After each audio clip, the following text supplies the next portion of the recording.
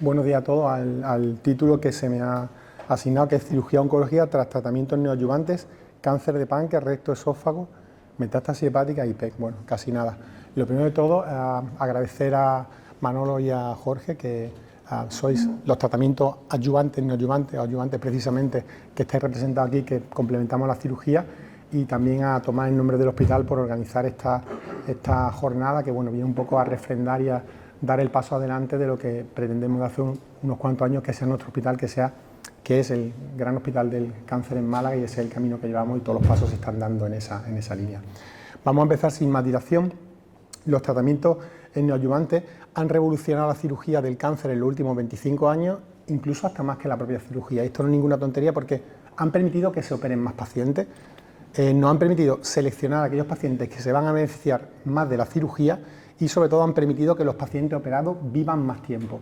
Y en base a esto vamos a navegar pues apoyándonos en las evidencias más importantes que hay e intentando ajustar y explicar por qué estos tratamientos neoadyuvantes han ido condicionando pues cómo la cirugía o los cirujanos lo hemos ido haciendo en los últimos 20 o 25 años. Vamos a empezar por el primero de todo, el esófago. Fijaros que los cánceres de esófago y casi todos los que vemos son localmente avanzados, T3 y T4, T2 de alto riesgo, en cuanto que son pobremente diferenciados, tienen más de 3 centímetros o hay ganglios afectados. Estos pacientes tienen que ir ya todos a neoadyuvancia. La neoadyuvancia permite el tratamiento precoz de la micrometástasis, que se infraestratifique el tumor primario y que mejore el control locorregional, y sobre todo nos permite esterilizar un poco los márgenes de resección y que vayamos a tener más R0. ¿Y en qué se basa la neoadyuvancia en el cáncer de esófago? ¿Qué base ha tenido? Pues lo primero de todo que nos tenemos que ir es al CROSS, en el 2015, que es un estudio randomizado de carboplatino y taxol asociado a radioterapia, en el cual ya se ve que para pacientes, están incluidos cánceres escamosos y adenocarcinomas de esófago y estómago, mejora tanto la supervivencia libre de enfermedad como la supervivencia global. Ya vemos cómo antes de la cirugía, quimio y radio asociada mejoran claramente la supervivencia en comparación con cirugía. Este estudio se refuerza por este estudio oriental, en el cual los pacientes son cánceres escamosos de esófago, están en un régimen concurrente de radioterapia, vinorelbina y cisplatino, y vemos también que cuando hablamos de solo escamosos mejora supervivencia global y libre de enfermedad cuando se aplica el tratamiento neoadyuvante. Por tanto, ya tenemos la base para el tratamiento de esófago, del cáncer de esófago, y la justificación para tener asumido que la neoadyuvancia tiene que estar siempre presente. Damos un paso más adelante y ya aquí en nuestro medio la radioterapia no lo utilizamos habitualmente, y fue en base a la aparición del MAGIC en 2006, en el cual se vio que los pacientes con cáncer de tercio distal de esófago y cáncer de estómago, que se asocian, o los que se asocian a un régimen de neoadyuvancia en sándwich con epirubicina, cisplatina y 5-fluoroacilo, mejoraban tanto la supervivencia libre de enfermedad como la supervivencia global, ¿no?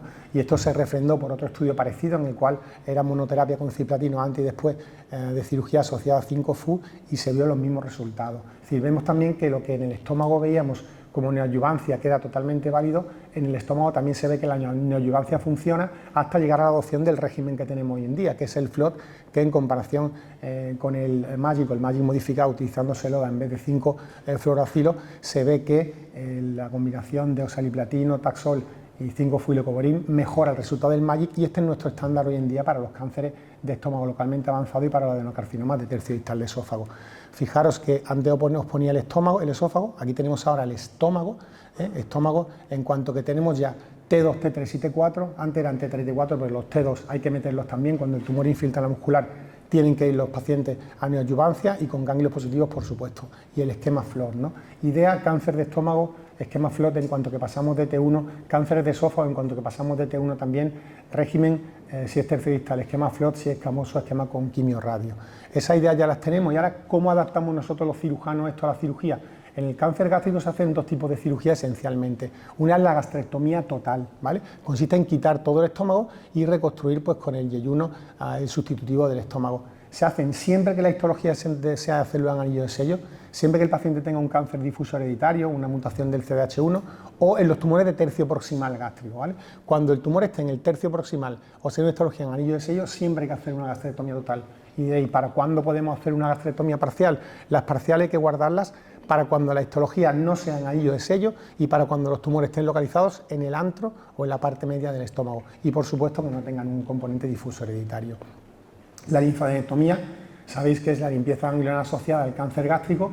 ¿Cómo hay que hacerla? Esto está resuelto desde hace unos cuantos años y se sabe que la linfadenectomía no es suficiente con la perigástrica, sino que hay que hacer linfadenectomía lo que se llama de dos, del hilio hepático, de la arteria esplénica, del hilio esplénico y del ligamento hepatoduodenal. Esto es una cosa que tampoco tiene debate, por tanto, cirugía del cáncer gástrico, gastrectomía total o parcial asociada a linfadenectomía de dos tras tratamiento neoadyuvante con esquema FLOT fundamentalmente.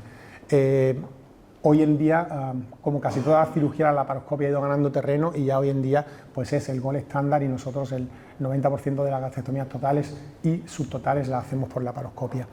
¿Qué pasa con el esófago? El esófago tiene dos vías de abordaje esencialmente. Una vía de abordaje es la torácica y la abdominal, en el cual hacemos una resección más corta del esófago porque el tumor es de tercio distal y el estómago sustituye al esófago quitado, o una triple vía de abordaje en la cual el estómago sube más hasta el cuello y sustituye a todo el esófago, ¿vale? Que es lo que se llama la triple vía, cervical, torácica y abdominal. Estos son los dos abordajes que utilizamos. Con respecto a la linfadenectomía, se hace en dos campos, en el campo cervical, perdón, en el campo torácico y en el campo abdominal. No sirve en el cáncer de esófago hacer linfadenectomía cervical como hacen los grupos orientales, los japoneses, y sí que existe una relación muy directa entre el número de ganglios que se resecan al hacer la cirugía y la supervivencia del paciente, sobre todo cuando hay entre 1 y 8 ganglios afectados, y lo más importante, que demos o hagamos neoadyuvancia, no tiene que cambiar para nada la extensión de la linfadenectomía, tiene que ser torácica y abdominal estándar. Cuando hablamos de cánceres de esófago y estómago, se nos queda por ahí por en medio los cánceres de la unión esófago-gástrica, que sabéis que son pues, cuerpos de discusión y un motivo para que en muchas conferencias se hable. Pues mira, los cánceres de tipo 1 de Sieber de la unión esófago-gástrica se tratan como cánceres de esófago, los tipo 3 se tratan como cánceres de estómago y los tipo 2 se pueden tratar tanto como cánceres de estómago como cánceres de esófago, de las dos maneras, con gastrectomía o con esofaguectomía. Lo importante es hacer una buena linfadenectomía. ¿Y esto por qué? Pues dices, si tengo el cáncer aquí y dejo parte del estómago, los estudios de Sieber originales demostraron que los cánceres que están aquí localizados tienen una muy baja incidencia de ganglio suprapilórico e infrapilórico afectados y no hace falta quitarlos. Una vez que hemos pasado por el cáncer de esófago y el estómago, y como tenía que introducir de alguna manera el tema de la IPEC, aunque fuera brevemente, cada vez vemos más cánceres de estómago, por desgracia, con afectación de carcinomatosis, y aquí durante mucho tiempo pues, se ha hecho cirugía de citorreducción con IPEC, ¿no? Son solo series históricas en las cuales el valor es más de la citorreducción en sí que de la aplicación de la quimiohipertermia, el valor no está claro y hoy en día se está limitando a pacientes que tienen un índice de carcinomatosis peritoneal de 7 para hacer citorreducción e IPEC. Bueno, diréis, citorreducción e IPEC, ¿qué es? ¿No? Pues citorreducción es quitar residuo y carga tumoral hasta que no quede nada, que es la citorreducción 0, o hasta que quede un residuo de menos de 25 milímetros, de 2,5 milímetros, que es el CC1. Esto se considera como una citorreducción óptima, es decir, no dejar tumor visible o dejar un residuo de menos de 2,5 milímetros.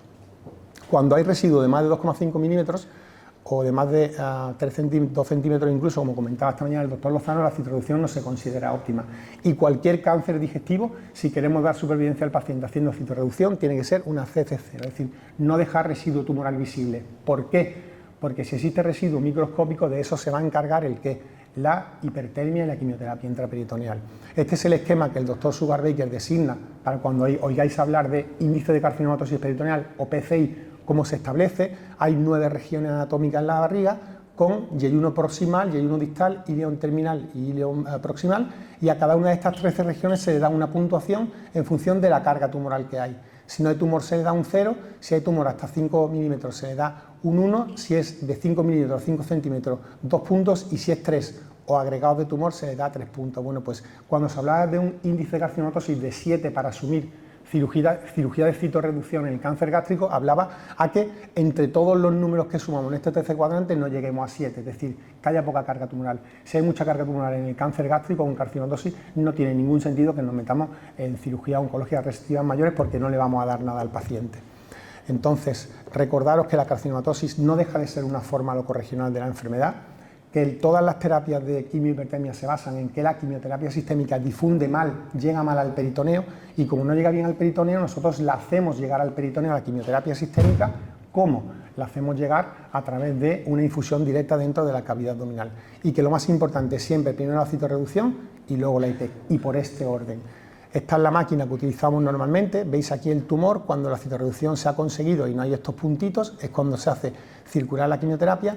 y el concepto de barrera peritoneoplasmática, que es lo que hace que moléculas de alto peso molecular, citostáticos, que tienen un alto peso molecular y que podrían ser tóxicos si pasan a la sangre, no lo sean porque no difunden a través de la barrera peritoneoplasmática y adquieren altas concentraciones en el peritoneo, que es lo que nos permite a nosotros aprovechar el efecto tóxico sobre la enfermedad potencialmente microscópica residual, que es la base fisiopatológica del tratamiento de la carcinomatosis peritoneal, que es un poco lo que os he contado. Bueno, pues para terminar con la IPEC os introduzco del otro tipo de cáncer en el cual se ha hecho históricamente el tratamiento con IPEC, que es el cáncer colorectal. En el cáncer colorectal hemos usado durante muchísimos años, hemos hecho muchos casos de citorreducción con administración de oxaliplatino intraperitoneal, hasta que tuvimos que parar, y hemos parado porque el estudio Prodige francés, que es un multicéntrico, nos ha dejado claro que mediana de supervivencia 41 meses cuando se hace citorreducción e IPEC, y mediana de supervivencia 41 meses cuando se hace citorreducción sin IPEC. Por tanto, lo importante en el cáncer colorectal es quitar la enfermedad, no tanto asociar la quimioterapia intraperitoneal. Como la supervivencia es idéntica, hemos dejado de hacerla. Los beneficios de la citorreducción son indudables, porque 41 meses de supervivencia, de mediana de supervivencia para carcinomatosis, no lo obtiene ningún tipo de quimioterapia sistémica, por muy bueno que sea el régimen, y lo que hay que hacer es replantear la IPEC, pues buscando otros fármacos, buscando unas mayores concentraciones, un mayor tiempo de exposición, porque en el Prodige el oxaliplatino solo se ponía 30 minutos, no mezclarlo con quimioterapia sistémica. Todos los pacientes de este estudio venían con quimioterapia sistémica con oxaliplatino antes, lo cual se ha demostrado en estudio in vitro que le quita el valor al oxaliplatino, y sobre todo seleccionando a los pacientes, porque en este estudio hasta un 25% de los pacientes tenían un alto índice de carcinomatosis peritoneal, más de 20, y esto disminuye el efecto de la supervivencia otorgado por la citorreducción y la IPEC, ¿vale? Entonces, un poquito: cáncer gástrico, índice de carcinomatosis muy bajo, menor de 6, cáncer colorectal, ahora mismo solo citorreducción, en espera de que salgan nuevos estudios con mitomicina C, con más tiempo de administración de oxaliplatino, que nos permitan dar el paso adelante de poder volver a utilizarlo. Una vez que hemos hablado de esto, vamos a hablar del cáncer en el cual, dentro del aparato digestivo, la neoadyuvancia fue una de las cosas que primero se estableció y donde, pues, desde más antiguamente los cirujanos lo venimos tratando, que es el cáncer de recto. El cáncer de recto ha tenido siempre un hándicap, que es la recurrencia. Hay que disminuir la recurrencia en la pelvis del cáncer de recto, y eso lo hacemos de dos maneras. Lo hacemos los cirujanos desde los estudios de Hell en 1982, haciendo una excisión total del mesorrecto, que es la grasa y la membrana que recubre todo el recto. Esto hay que quitarlo con calidad oncológica por aquí. Esa es una misión de los cirujanos, para quitar la infiltración de la grasa perirectal que pueda haber y los ganglios que van en el mesorrecto. Primera manera de disminuir la recidiva. Y la segunda manera de disminuir la recidiva local viene dada por la radioterapia. ¿Por qué? Porque fijaros que es muy frecuente que nos encontremos cánceres de recto localmente avanzados, y eso quiere decir T3CD, que quiere decir tumores que infiltran toda la capa muscular, se meten en la grasa perirectal y penetran más de 5 milímetros, o con margen circunferencial positivo, o con ganglios afectados con los criterios que ya todos conocemos. En estos casos son tumores de alto riesgo de recaída y hay que dar radioterapia preoperatoria, y esa es la segunda manera que tenemos de minimizar la recaída del cáncer colorectal. ¿En qué se soporta esto? En dos estudios muy clásicos: el estudio multicéntrico sueco, en el cual se vio que la radioterapia preoperatoria, régimen de 25 Grays, disminuía la tasa de recurrencia locorregional y aumentaba la supervivencia. Esto se refrendó 4 años más tarde por otro estudio italiano con un diseño muy parecido, en el que se vio que, aunque disminuía la tasa de recurrencia, fijaros que se minimiza hasta el 2,5%, no mejoraba la supervivencia. Y toda vez que podemos disminuir la recidiva, pues prácticamente hasta un 2,5%, con radioterapia neoadyuvante y con una cirugía de excisión total del mesorrecto, ya vamos a seguir rizando el rizo. ¿Qué queremos? Queremos, al resultado oncológico menos recidiva, darle calidad de vida, preservar los esfínteres en los pacientes, porque la radioterapia nos permite eso, que los tumores se hagan más pequeñitos, con lo cual nosotros ganamos margen para poder hacer una resección que nos dé un margen de seguridad y preservar cada vez más los esfínteres. Esto también tiene su contrapunto, que es que estamos haciendo cada vez cirugía de amputaciones interesfintéricas, de resecciones muy bajas, en las cuales suturamos el colon directamente al ano, gracias a que la radioterapia nos lo permite. Pero estos pacientes no tienen muchas veces buena calidad de vida, y hay que saber explicarle a los pacientes en la consulta que muchas veces una colostomía les va a dar mejor calidad de vida que tener un ano húmedo o tener 10-12 deposiciones al día y tener que estar viviendo al lado de un bate en la casa, ¿vale? Esto es importante saberlo, porque es una de las cosas a las que nos ha llevado, pues, la disminución de la recidiva y el valor de la radioterapia. Fijaros cómo Con la radioterapia, todo el componente local de tamaño del tumor, de afectación de ganglios ecorregionales, nos permite cortar que esta línea de sección prácticamente a ras y que un margen de 1 centímetro distal hoy en día nos sirva desde el punto oncológico hasta el punto de que se están estudiando márgenes de 2 y 5 milímetros que también podrían servir, pero tiene el otro contrapunto que he comentado, ¿no? Toda vez que ya hacemos preservaciones de esfínteres, cirugías con baja tasa de recidiva, nos vamos ahora a ¿qué? A ver si lo hacemos por cirugía mínimamente invasiva, perfectamente validado desde el estudio Color del 2015, que la laparoscopia ofrece las mismas ventajas y los mismos resultados que la cirugía abierta, y es hoy en día el gold estándar. La cirugía en el cáncer de recto bajo hoy en día pasa por anastomosis coloanales protegidas por ileostomía siempre. ¿Por qué? Porque estas anastomosis se hacen sobre una pelvis radiada, sobre un recto que siempre llega a la sangre un poquito regular y la tasa de dehiscencia es elevada, y tenemos que proteger al paciente porque la dehiscencia elevada se asocia a un mayor índice de recurrencia locorregional, y eso es una cosa también palmaria. En este sentido, para seguir rizando el rizo, aparece la irrupción de la cirugía robótica, que es de lo que más se habla en la literatura científica, en la medicina y en la cirugía en los últimos 5 años. No he visto más metaanálisis, más estudios randomizados para intentar justificar y dar valor al rol de la cirugía robótica, como en este estudio reciente, en 20.000 pacientes, fijaros ya que se han hecho la robótica, donde te dice que proporciona muchísimas ventajas sobre las técnicas de la laparoscopia estándar, y estas ventajas son, pues según el estudio, que tiene menos tiempo, bueno, un poquito menos de tiempo, parece que sí, que dura la cirugía, menos tasa de conversión, un día menos de estancia, un poquito menos de problemas urinarios, un poquito menos de íleo, una supervivencia que, fijaros la diferencia tan grande, 99,7 a 99.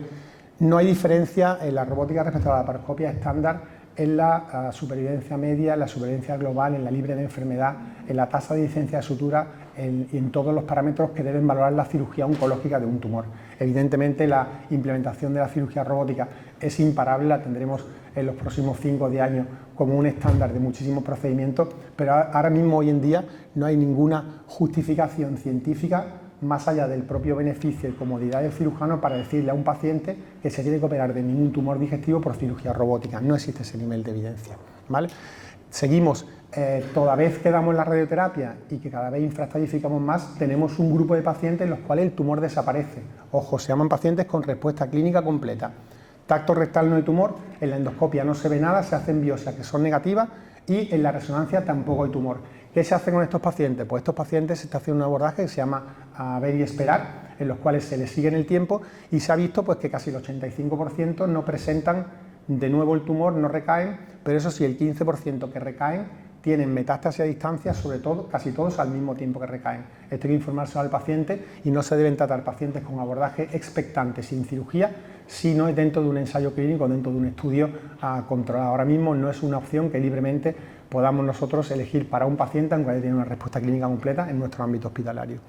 Pasamos del cáncer de recto a otro de los estándares que se está cogiendo cada vez más de neoadyuvancia en los tumores digestivos, que es el cáncer de páncreas. Fijaros que el cáncer de páncreas tiene una doble moral en este sentido, en el cual no hay supervivencia si no se reseca el cáncer. Fijaros, resecado versus no resecado, esto es impepinable, pero al mismo tiempo, cuando se diagnostica un cáncer de páncreas, lo primero no tiene que ser mirar la resección, porque el cáncer de páncreas es una enfermedad sistémica, y el primer objetivo que tenemos que tener es establecer qué niveles de agresividad tiene este cáncer en base a la respuesta a la neoadyuvancia y en base a los niveles de CA19-9, que es lo que hoy en día nos van a marcar qué es lo que tenemos que hacer con un cáncer de páncreas.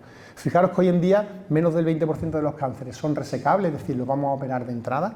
El 30% son lo que se llaman borderline resecables, es decir, van a necesitar quimioterapia para asegurar un margen de resección limpio, y el 50% son localmente avanzados, que casi nunca se van a poder operar, salvo un pequeño porcentaje, ¿no? Estos son los conceptos de borderline resecable por afectación venosa y por afectación arterial, que no voy a entrar en ellos, pero fijaros los valores del CA19-9, en los cuales nos indican ya hoy en día que un paciente con más de 500 de CA19-9, cuando se diagnostica de un cáncer de páncreas, ya tiene una menor supervivencia, una menor mediana, y van a tener menos tasa de resección, con lo cual los pacientes con un CA19-9 alto, más de 500, son pacientes que nos están indicando que tienen que ir para neoadyuvancia. Y fijaros esta gráfica, que parece muy liosa, pero es muy simple: tumores resecables, borderline resecables y localmente avanzados. Fijaros como en todos se ha hecho neoadyuvancia, se les ha dado a todos quimio o quimio y radio antes de la cirugía. Y en todos los grupos ha habido pacientes que han progresado. Una cosa buena de la neoadyuvancia, nos permite eliminar pacientes que progresan para luego no operarlos. Y en todos los grupos hay supervivencia y en todos los grupos, incluso en los que se pensaban que no se podía operar, hay pacientes que se pueden resecar. Y siempre que se resecan los tumores, la supervivencia mejora. Resultado de la cirugía radical apoyada en la neoadyuvancia. Esto está totalmente refrendado en un estudio reciente muy bonito en el cual se ve que los pacientes que reciben más de 6 ciclos de quimioterapia sistémica y que normalizan el CA19-9 y además tienen una negativización metabólica en el PET son los pacientes que más viven con un cáncer de páncreas. Fijaros, cuando se cumplen estos 3 factores, estos pacientes tienen una supervivencia global a 3 años del 95%. Esto es un estímulo a decir que no nos paremos con 6 ciclos para operar a los pacientes, que si no han normalizado el 19-9, sigamos con quimioterapia hasta que lo normalicen, porque eso va a ser bueno para los pacientes, ¿vale? Y que incluso si hace falta hagamos un switch de folfirinos a gencitabina, nab-paclitaxel o viceversa, porque eso también le va a ayudar a los pacientes y si logramos normalizar el CA19-9 y que tengan una respuesta metabólica completa, van a vivir más los pacientes.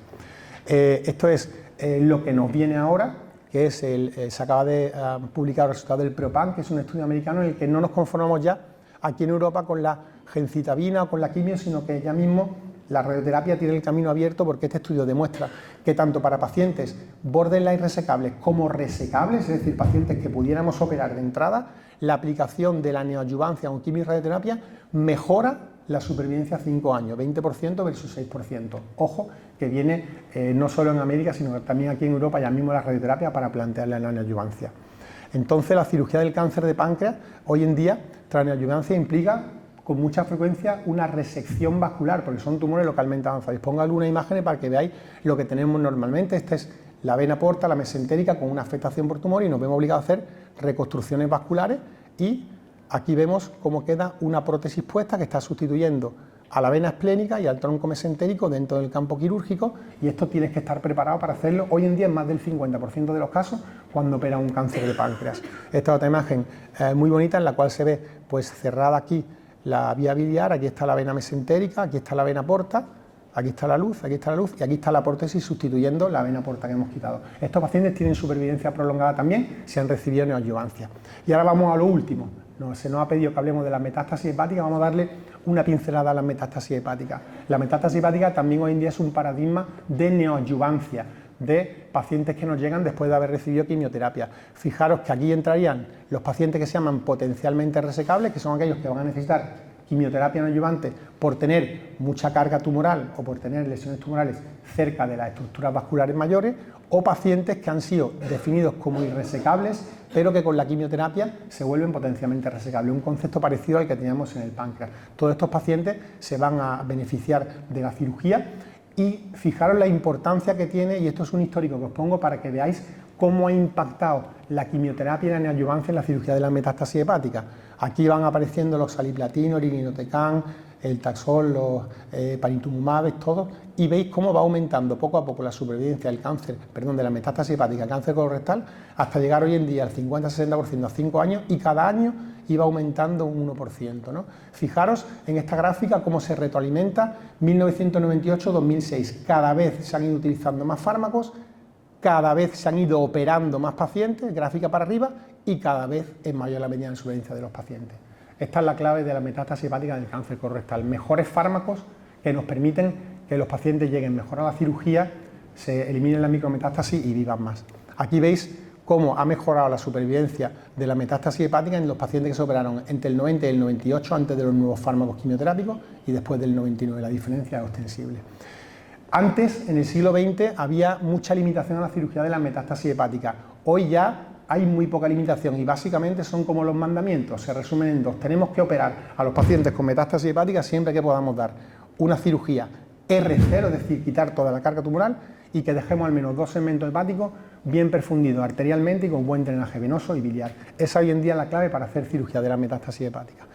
¿Y hasta cuánto hígado podemos quitar? Pues fijaros que con el 20% un hígado sano tiene suficiente, un 30% si el hígado ha tenido quimioterapia, pues por el tema de la estatopatitis asociada al irinotecan o la enfermedad veno-oclusiva asociada a los saliplatinos, y si el hígado tiene cirrosis, pues hasta el 40% del hígado hay que dejar para asegurar que el paciente no tenga una insuficiencia en el postoperatorio.